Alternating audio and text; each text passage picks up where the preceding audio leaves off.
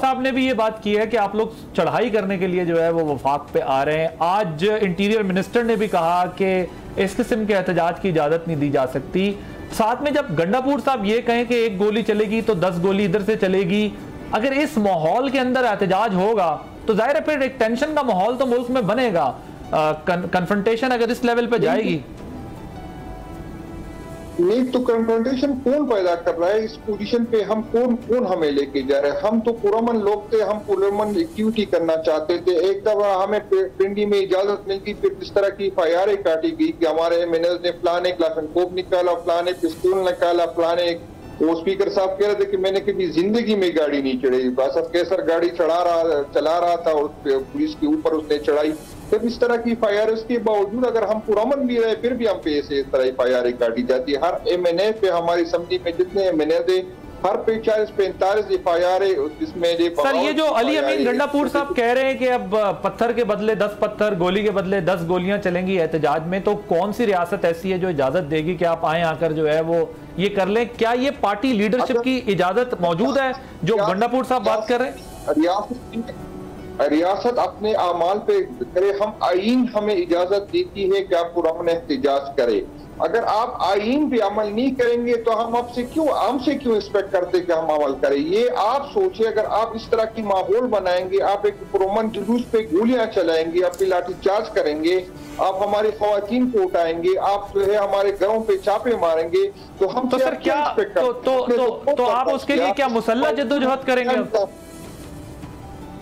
یہ ریاست چاہتی ہے کہ ہم اس پوزیشن پہ جائیں. ریاست میرا خیال ہے اداروں نے یہ فیصلہ کیا کہ وہ ہمیں مجبور کرے, اور اس سے پیدا جو ہے جمہوریت کی نہیں ہوگا, اس ملک کا نہیں ہوگا. کیونکہ لوگ مگر اب میرا سوال سر یہ ہے کہ جب صوبے کے چیف منسٹر کہتے ہیں تو پھر تو اس کا مطلب یہ ہے نا کہ وہ ریاستی نظام کو پر بلیو ہی نہیں کر رہے نا. اگر ریاست کیا چاہتی ہے آپ اس کا ایک اپنی قانونی سٹرگل, آئینی سٹرگل کر رہے ہیں, آپ اپنی پولیٹیکل سٹرگل کر رہے ہیں نا سر.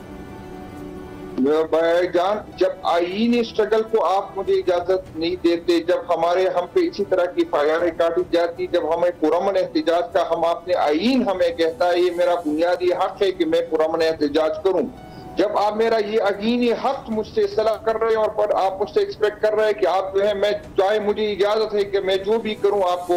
لیکن ابھی تو جنید صاحب ابھی تو ایک قانون بن چکا ہے نا کہ آپ کو ایک ڈیزگنیٹڈ ایریا دیا جائے گا, اس جگہ کے اوپر آپ احتجاج کریں. ڈی چوک پہ آپ اپنی مرضی سے تو نہیں کر سکیں گے, ابھی ایک قانون بھی پاس ہو گیا ہے.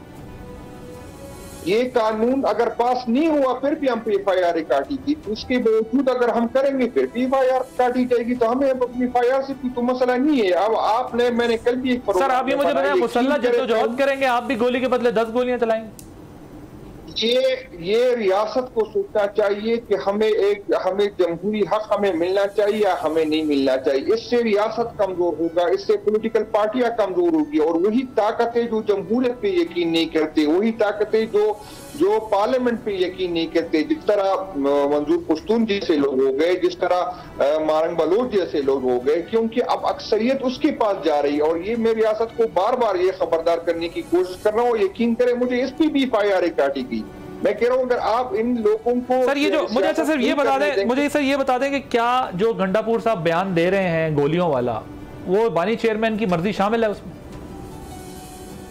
نہیں, اس کی ایک تو یہ ہے کہ پولیٹیکل جو ہے اس طرح تقریروں میں اس طرح کی چیزیں ہوتی ہے, لیکن بانی چیئرمین نے اس ریاست کے ساتھ جو ہے اس کی جب اس سے کہا گیا تھا تو اس نے جو ہے ہمارا جلسہ تھا ہم نے ملتوی کیا, ہمارا احتجاج تھا ہم نے ملتوی, لیکن اس کے بدلے میں نہیں سر نہیں, وہ انہوں نے ویڈیو پیغام بنا کے, گنڈاپور صاحب نے ویڈیو جلسے میں نہیں کہا, ویڈیو پیغام بنا کر کہی ہے یہ بات. جب آپ ایک صوبے کی چیف منسٹر کو جس کو مینڈیٹ حاصل ہے, آپ اس کو جو ہے اسلام آباد جس کا مرکز ہے, آپ اس کو غیر قانونی غیر آئینی طریقے سے روکیں گے تو آپ اس سے کیا ایکسپیکٹ کریں گے؟ وہی کیا پوائنٹ آگے سر, مسئلہ یہ ہے کہ اگر سے آپ یہ ایکسپیکٹ تو نہیں کریں گے نا کہ وہ کہے گا کہ جی ہم بھی گولیاں چلائیں گے. سبسکرائب کریں اور بیل دبائیں تاکہ کوئی خبر رہ نہ جائے.